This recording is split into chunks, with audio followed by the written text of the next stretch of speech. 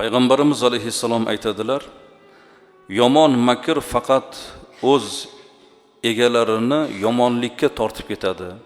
Makr odamni baribir hurmatini toptashligini Payg'ambarimiz alayhissalom marhamat qilganlar. Yoki bo'lmasa Rasul akram sallallohu alayhi vasallam aytadilar,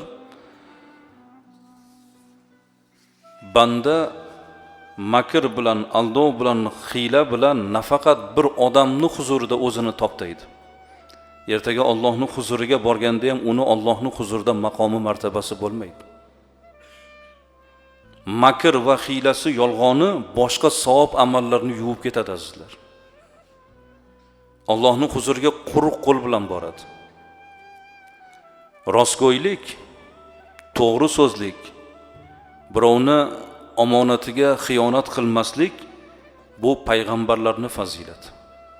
Muhammad alayhissalomni eng katta sifatlari Muhammad sodiq, rostgo'y Muhammad, Muhammad amin, ishonchli Muhammad.